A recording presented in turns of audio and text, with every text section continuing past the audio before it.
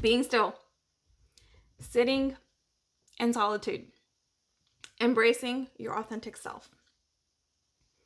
This is something that I'm seeing and observing is a big problem in society these days. Not that it wasn't before, but I have to say, with technology, it's become worse. Now it's a two-edged sword. There are pros to having it available for us, and there are cons.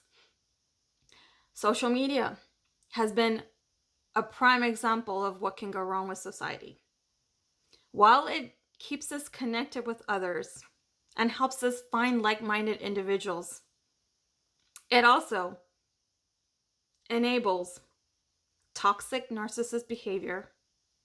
It also enables people who are constantly competing with each other. It enables them to continue on these bad habits. I'm not saying don't use social media. Use it. Use it for whatever you want. But be mindful that it affects your mind. And if you weren't already competing with others, it can get you in that mindset. It's a great tool to use to your advantage. Don't let it become something that uses you. As a society, we have normalized many things, which have become paradigms for folks, programs. And unfortunately, if you don't know you're being programmed, you're being programmed. This is why it's important for us to question everything so you can see through those illusions. After all, we're living in the Matrix. Enough with the deep thoughts. Starting from childhood, first and foremost, we're taught by our family and our education system competing with each other that it's good. And you're in that mode of, I need to achieve this so that I'll get kudos. And somebody will tell me I'm good. The problem is, you never feel you're good enough. But the good thing is you're always motivated to do something more and more and more, which is great. But because you don't feel good enough, you're not able to sit at peace in the moment and enjoy it. You're not able to enjoy that journey. You're just looking at the end goal and you want to achieve it. Second thing is because we're so fast-paced with technology, you're looking at everything on there, your goal list amplifies. So-and-so is doing that, so I want that. And so you're looking for, how can I get that before somebody else gets it? Not understanding that it's okay, you don't need to have it all. The need to have it all and do it all is another big problem. Because we have been taught you can be perfect at everything, right? You can be the perfect daughter, perfect sister, perfect friend, perfect ... When in reality, we're spiritual beings having a human experience. And we make mistakes. Nobody's perfect.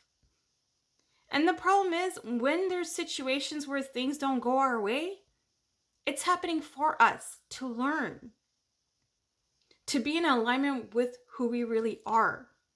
Because we're forcing things to happen some way when in reality it shouldn't happen that way. Maybe that's not meant for us. We lose that connection to God, source, because we don't know who we are. Constantly on the go. It's the second thing, right? So first, your competitive nature, which led us to people pleasing. Second, you're constantly on that go.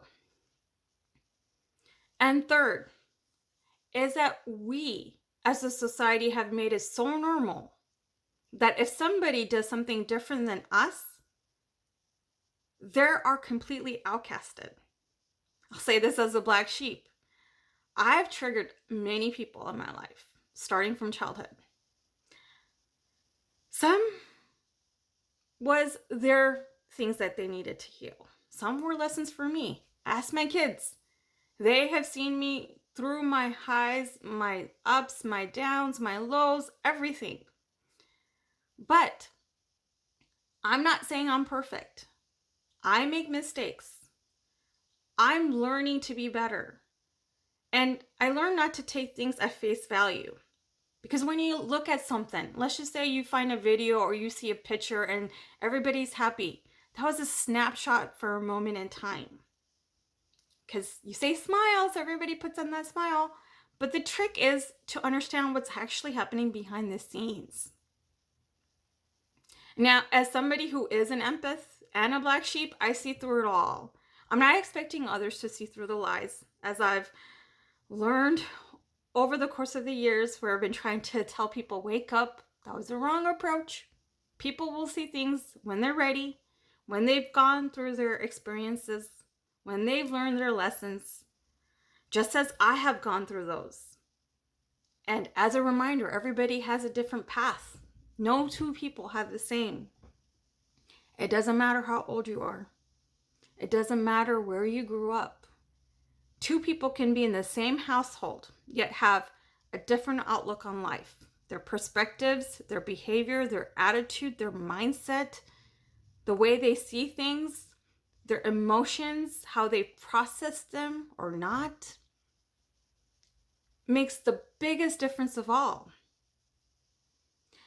So next time you're struggling with listening to yourself because everybody else is doing the same exact thing, but you have this gut feeling inside of you that something is wrong, listen to it.